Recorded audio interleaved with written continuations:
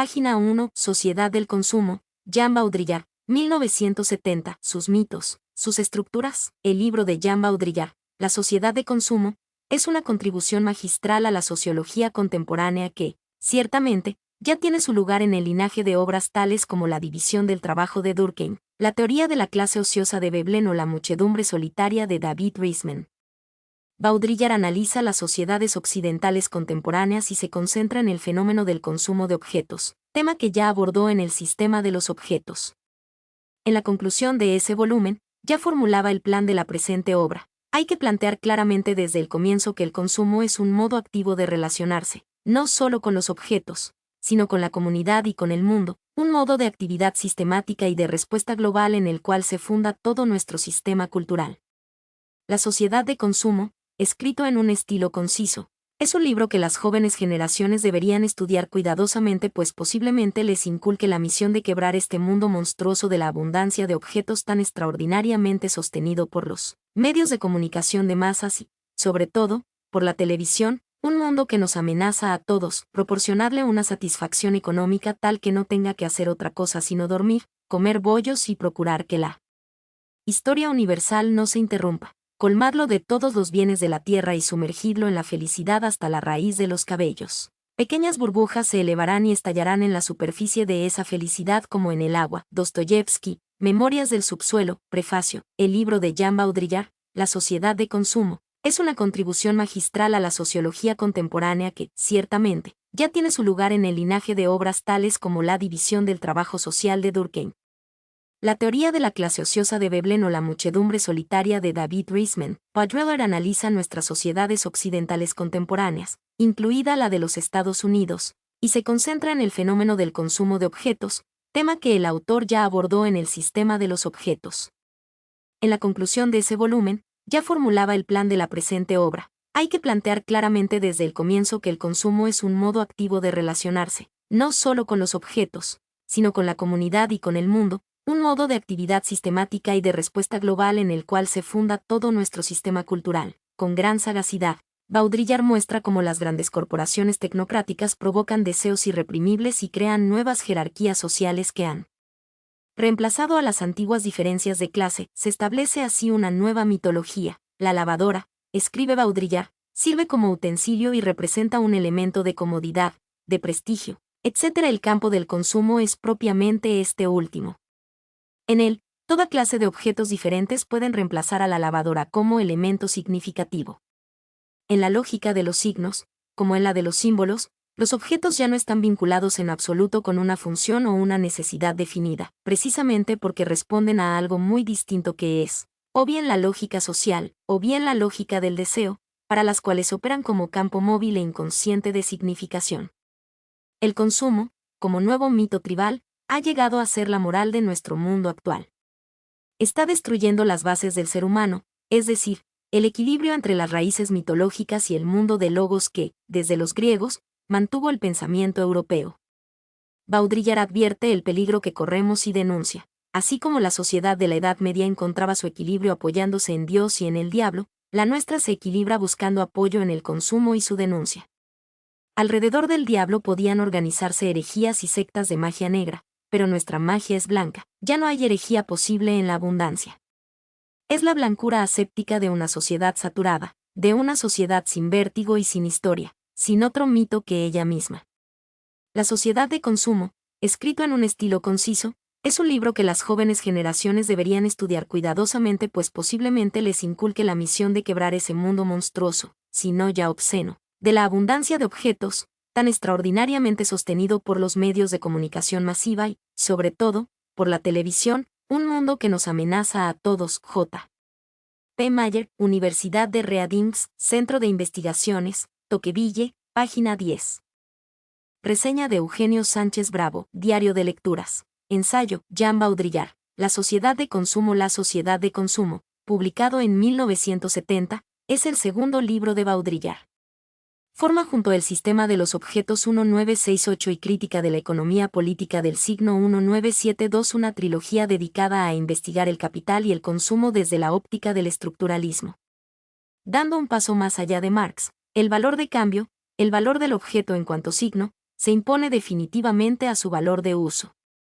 Comentario: las cosas no obtienen valor por el trabajo invertido en fabricarlas, sino por el interés del cliente. Retomando a Veblen, el valor del objeto no tiene nada que ver con el sujeto y sus usos, sino que estriba en atestiguar la posición de su propietario en la escala social. El objeto entra a formar parte de un complejo código cuyo objetivo es mantener intocables las diferencias sociales. Cuando el sujeto consume, no está satisfaciendo una necesidad sino usando signos o, mejor, siendo usado por ellos, atrapado en un lenguaje o en un código cuyo funcionamiento desconoce. El eje del capitalismo ha pasado de la producción al consumo. Tras la crisis del 1929 se hizo evidente que era fundamental no solo producir la mercancía sino también fabricar las necesidades, la demanda. La simulación colectiva de las necesidades hace que la producción masiva sea solo el inútil intento de recuperar lo real. La sociedad de consumo es, en definitiva, un mito, un modo del pensamiento mágico. Creemos en adquirir libremente objetos que necesitamos y, en el fondo, no hacemos sino perpetuar un código totalitario productor de diferencias sociales. Comentario: la publicidad, la propaganda es capaz de someter la voluntad y el entendimiento del comprador, del cliente.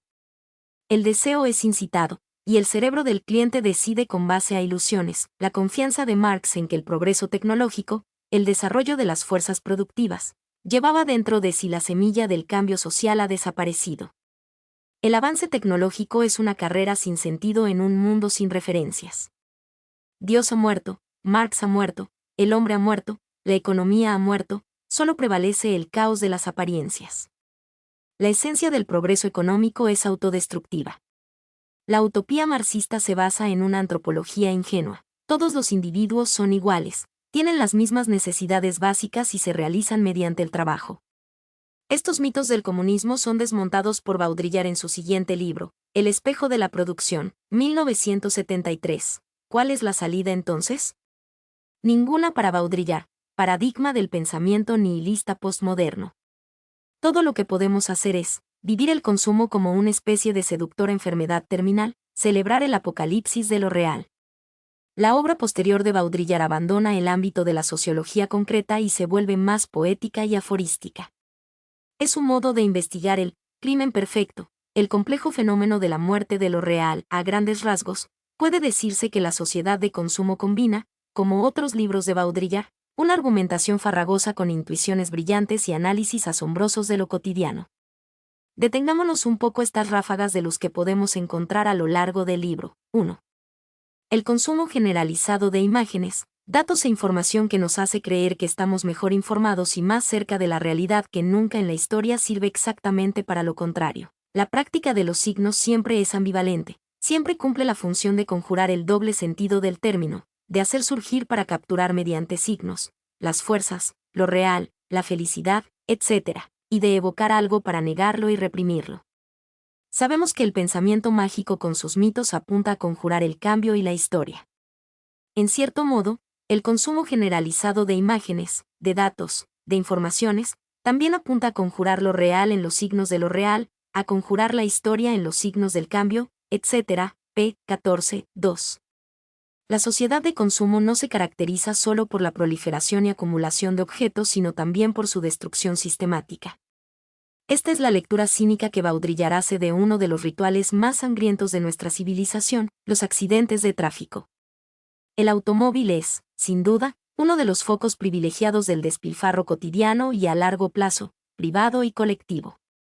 No solo por su valor de uso, sistemáticamente reducido, por su coeficiente de prestigio y de estilo de vida sistemáticamente reforzado, por las sumas desmesuradas que se invierten en él, también lo es y más profundamente por el espectacular sacrificio colectivo de chapas, de mecánica y de vidas humanas que representa el accidente, gigantesco happening, el más bello de la sociedad de consumo, mediante el cual se da, en la destrucción ritual de materia y de vida, la prueba de su superabundancia. Prueba inversa, pero mucho más eficaz, para la profunda imaginación, que la prueba directa por acumulación. Para ser, la sociedad de consumo tiene necesidad de sus objetos o, más precisamente, tiene necesidad de destruirlos. El uso de los objetos solo lleva a su pérdida lenta. El valor creado es mucho más intenso cuando se produce su pérdida violenta.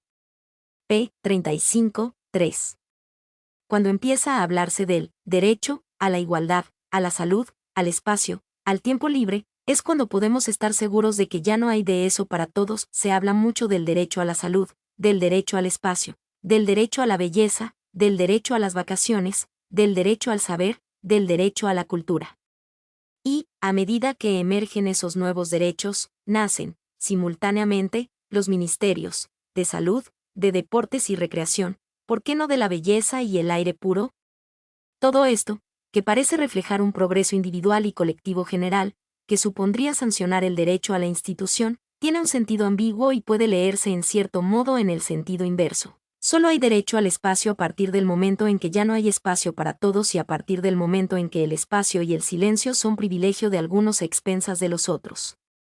P. 51, 4. La sociedad de consumo alardea de ser la sociedad más libre de las que han existido, pero en realidad el consumo es solo un simulacro de libertad. El consumidor vive sus conductas distintivas como libertad, como aspiración, como elección y no como imposiciones de diferenciación ni como obediencia a un código. No vive la presión estructural que hace que las posiciones se intercambien y el orden de las diferencias se perpetúe. P. 56, 5. El problema de la economía es que teoriza pensando en una sociedad y un individuo racionales.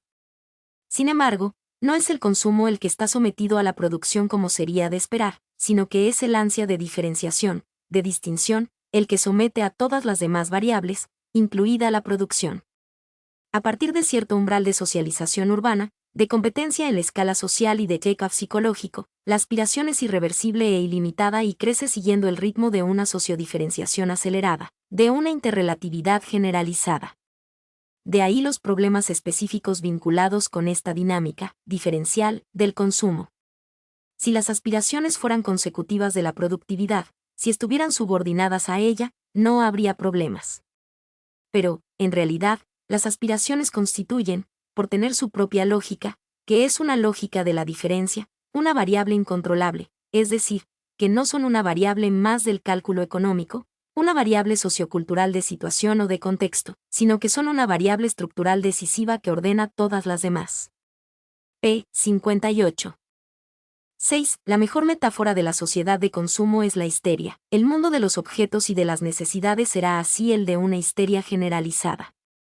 Del mismo modo que, en la conversión, todos los órganos y todas las funciones del cuerpo llegan a ser un gigantesco paradigma que declina el síntoma, en el consumo, los objetos se convierten en un vasto paradigma donde se declina otro lenguaje, donde habla otra cosa. Y podría decirse que esta evanescencia, que esta movilidad continua que hace imposible definir una especificidad objetiva de la necesidad, como es imposible definir en la histeria una especificidad objetiva del mal, por la sencilla razón de que no existe, que esta huida de un significante al otro, no es más que la realidad superficial de un deseo que es insaciable porque se basa en la falta y que este deseo, por siempre insoluble, es lo que aparece representado localmente en los objetos y las necesidades sucesivas. P. 79, 7. Quien puede asumir el papel del sujeto del cambio histórico, de protagonista del cambio social, dentro de la sociedad de consumo, la explotación que se ejerce a través del desposeimiento de la fuerza de trabajo, por afectar un sector productivo, el del trabajo social, resulta, a partir de cierto umbral, solidaria. Lleva a una conciencia de clase, relativa. La posesión de objetos y de bienes de consumo, en cambio, es individualista, antisolidaria, deshistorizante. En cuanto productor, y por la existencia misma de la división del trabajo, el trabajador postula a los demás, la explotación es la de todos. En cuanto consumidor, el hombre se vuelve solitario, o celular, o como mucho gregario, la televisión en familia, el público del estadio o del cine, etc. Las estructuras de consumo son a la vez muy fluidas y cerradas. ¿Podemos acaso imaginar una coalición de automovilistas contra el pago del peaje en las autopistas? Un cuestionamiento colectivo de la televisión, p. 91, 8. El problema del arte en la era de la reproductibilidad técnica. Multiplicar las obras no implica en sí mismo ninguna vulgarización ni pérdida de calidad, lo que ocurre es que las obras así multiplicadas, en su condición de objetos en serie, se vuelven efectivamente homogéneas, junto con las medias y los sillones de jardín, y adquieren su sentido en relación con ellos. Ya no se oponen, en cuanto obra y sustancia de sentido, en cuanto significación abierta, a los demás objetos finitos, han llegado a ser en sí mismas objetos finitos y entran en la panoplia, la constelación, de accesorios a través de los cuales se define la posición sociocultural del ciudadano medio. Esto, en el mejor de los casos, suponiendo que todos tuvieran realmente acceso a ellos. P. 123, 9. Como los medios de comunicación hacen desaparecer lo real, y tanto más impone esta verdad de la televisión o de la radio que es, todo mensaje tiene ante todo la función de remitir a otro mensaje. Vietnam a la publicidad, esta a las informaciones generales, etc., pues su yuxtaposición sistemática es el modo discursivo del medio, su mensaje, su sentido. La verdad de los medios de masas es pues la siguiente. Cumplen la función de neutralizar el carácter vivido, único, de acontecimiento del mundo, para sustituirlo por un universo múltiple de medios homogéneos en su calidad de tales, que se significan recíprocamente y donde cada uno remite a los otros. Hasta el punto de que cada uno llega a ser el contenido recíproco de los demás y este es el mensaje totalitario de una sociedad de consumo. pp. 145 ISS. 10. La liberación sexual no es un problema de libertad sino de control y rentabilidad. El cuerpo hace vender. La belleza hace vender. El erotismo hace vender. Y esta no es la menor de las razones que, en última instancia, orientan todo el proceso histórico de liberación del cuerpo. Aquí hay cuerpos, como en la fuerza laboral, cuerpos que deben ser liberados, emancipados, para poder ser explotados racionalmente con fines productivos. Es necesario que el individuo se tome a sí mismo como objeto, como el más bello de los objetos, como el más precioso material de intercambio, para que pueda instituirse, en el nivel del cuerpo deconstruido, de la sexualidad deconstruida, un proceso económico de rentabilidad. P. 164, 11. El tiempo de ocio, el tiempo libre, opuesto al tiempo de trabajo, es una distinción meramente formal. Hoy día ya es imposible perder el tiempo, matar el tiempo. Las leyes del sistema de producción no se toman vacaciones, sino que reproducen continuamente y en todas partes, en las carreteras, en las playas, en los clubes, el tiempo como fuerza productiva. El aparente desdoblamiento en tiempo de trabajo y tiempo de ocio, en el que este último inaugura la esfera trascendente de la libertad, es un mito. En el orden del cálculo y del capital, en cierto modo, se da precisamente lo inverso. Objetivados por él, manipulados por él como valor de intercambio, nosotros nos hemos transformado en el excremento del dinero, nosotros nos hemos convertido en el excremento del tiempo. P. 191 a 192, 12.